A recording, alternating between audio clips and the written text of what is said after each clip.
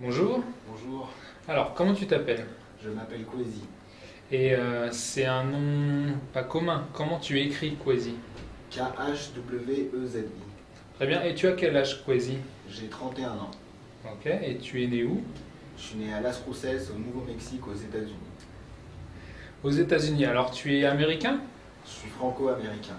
Donc, tu as la double nationalité. Oui, j'ai la double nationalité. Et ta langue maternelle, c'est l'anglais? Mon père parle anglais et ma mère français, alors les deux. Les deux? Et à la maison? À la maison, je parle français, mais mon père me répond en anglais. Ok. Et donc, tu parles combien de langues?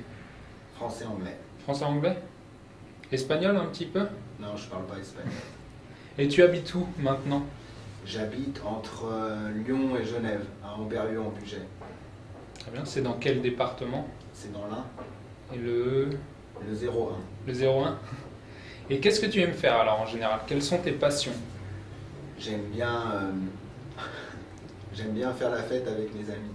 Ok. Et ce qu'il y a à côté de toi? C'est une peinture. Donc tu es artiste? Je suis artiste peintre. Alors Kwesi, peux-tu nous parler un petit peu de toi et de ton parcours? Je suis né aux États-Unis. Ensuite, je suis venu en France. J'ai eu mon bac scientifique. J'ai fait une fac d'astrophysique. Après, j'ai fait du snowboard. Après, j'ai fait du graffiti. Ensuite, j'ai travaillé. J'étais souffleur de verre, 5 ans. Et puis après, j'ai peint et je préférais peindre qu'être souffleur de verre. Donc j'ai arrêté d'être souffleur de verre pour me consacrer à temps plein à la peinture. Donc tu as d'abord été souffleur de verre et ensuite qu'est-ce qui t'a poussé vers la peinture? Non, j'ai d'abord fait de la peinture puisque ma mère peignait. Je peignais depuis tout enfant. Ça se dit pas trop ça.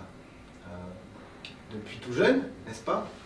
Et puis après, j'ai toujours peint. Du coup, j'ai jamais pensé que ça pouvait devenir une profession. Et ensuite, les gens ont commencé à aimer ce que je faisais. J'ai commencé à vendre quelques toiles. Et je me suis dit, bah, pourquoi pas la tenter? Et quelle place avait alors la peinture et le dessin dans ta vie quand tu étais petit, quand tu étais jeune? C'était plus un hobby, quoi, tu vois. Je dessinais, j'adorais dessiner, mais c'était pas tellement une passion. C'est juste un truc que j'aimais bien faire quand je m'ennuyais. Mhm. Et justement, tu peux nous expliquer comment tu crées un tableau? Le tableau, il commence d'abord par soit des croquis, soit par les matériaux. Je trouve que c'est drôlement important. S'il y a un stylo que tu aimes bien ou une couleur que tu aimes bien, pour moi, je trouve que c'est très important parce que ça peut commencer par là, en fait. S'il y a la texture d'un crayon que tu aimes bien, je pense que c'est très important de l'avoir et c'est ça qui va t'inspirer ton dessin après. Après, parfois, tu peux voir des choses, soit des scènes de la vie de tous les jours, soit des travaux d'autres artistes, mais même pas forcément de la peinture, de la sculpture, de la danse, de la musique, qui peuvent t'influencer. C'est ce que j'aimais beaucoup dans l'art en général, en vrai, c'est que c'est toute ta vie qui t'influence. Ensuite, tu le retranscris un peu à ta sauce, c'est ton interprétation du monde. Donc tu sais déjà ce que tu vas peindre ou ça arrive? Parfois, tu peux faire des croquis, tu vois, mais ça peut être sur un morceau de nappe dans un resto, ça peut être dans une fête, ou ça peut être chez toi, ou quand tu téléphones, tu vois, les dessins que tu fais quand tu téléphones, parfois tu peux t'en servir.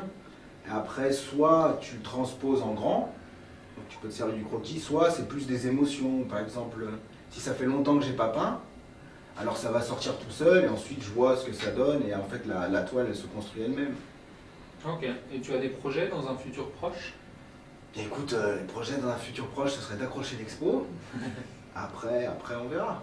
Donc tu nous as parlé un peu de ta démarche pour peindre, mais concrètement, à quoi ça sert la peinture?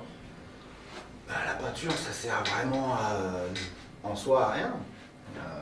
Mais je trouve que mettre toute son énergie dans quelque chose qui sert à rien, alors c'est un grand luxe. Et dans ta vie personnelle? Je pense que c'est un moyen de dire ce qu'on n'arrive pas à dire. Pour moi, j'ai toujours dessiné, j'ai toujours peint, donc j'y vois pas de but, hormis peut-être d'en vendre pour remplir le frigo. À part ça, si c'est simplement pour transmettre et dire ma façon dont j'interprète le monde, mais en soi, il y a des choses tellement plus importantes que la peinture. Comment tu dis que tu allais devenir peintre? C'est venu assez naturellement. J'ai commencé à en faire de plus en plus. Quand j'étais souffleur de verre, c'était à l'usine, donc il fallait être drôlement précis. Du coup, plus il me demandait d'être précis à l'usine, et plus quand je peignais à côté, il y avait de la couleur, il y avait des grands formats. Du coup, c'était un bon exutoire à la vie de cantonné que j'avais. Et puis j'ai commencé à en vendre, les gens m'ont dit que c'était bien, j'ai eu des propositions, et puis j'allais avoir 30 ans, et je voyais bien que je ne serais jamais heureux à bosser dans une boîte. J'ai essayé, quoi, tu vois ce que je veux dire, j'avais mon appart, ma voiture, j'avais un peu de sous, mais je m'ennuyais beaucoup. Alors j'ai décidé de voyager, et puis j'ai réalisé que de voyager, ça pouvait aussi alimenter la peinture. Du coup, je me suis dit, on vit qu'une fois, et puis j'ai arrêté de travailler, j'ai peint. Donc la peinture, ça représente vraiment quelque chose dans ta vie personnelle?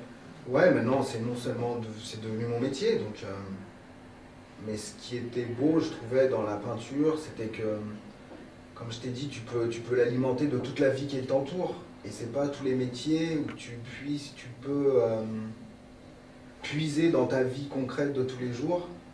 Chaque expérience, chaque rencontre, chaque lieu que tu visites peut t'inspirer pour tes toiles, et ensuite tu construis ta carrière professionnelle entre guillemets en même temps que tu te construis personnellement, et je trouvais que c'était rare étaient les métiers où tu avais cette opportunité. Et le tableau à côté de toi, par exemple, il représente quelque chose de spécifique dans ta vie? C'est toute ma vie, écoute. Alors, j'ai choisi de faire des motifs aborigènes, parce que ça me rappelle souvent l'origine du monde, tu sais, la culture aborigène, comme si c'était, de nos jours, la plus ancienne culture sur Terre. Et ça raconte quand je suis né aux États-Unis, l'histoire de mon père, l'histoire de ma mère.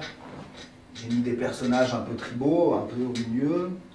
Et puis ça suit le tableau, il suit ma vie en réalité. Et je trouvais que c'était une façon comme de raconter ma vie, comme une histoire. Et si quelqu'un venait te voir en fait et te demandait des conseils pour peindre, tu aurais quelque chose à lui dire? Qui peigne, quoi, tu vois. Y a pas, tout le monde a ça en lui. Il faut juste peindre. Tu peins, c'est le travail en réalité. Pendant longtemps, j'ai cru que c'était important de produire tout de suite parce que les idées que tu as, parfois elles s'en vont. Et c'est des choses que tu ne retrouveras plus jamais. Des techniques ou des idées, des concepts. Mais en réalité, plus tu travailles, et ces concepts ils reviennent petit à petit. Du coup, quelqu'un qui veut peindre, écoute, il s'achète un crayon, il s'achète un pinceau et il peint, ça vient tout seul réellement.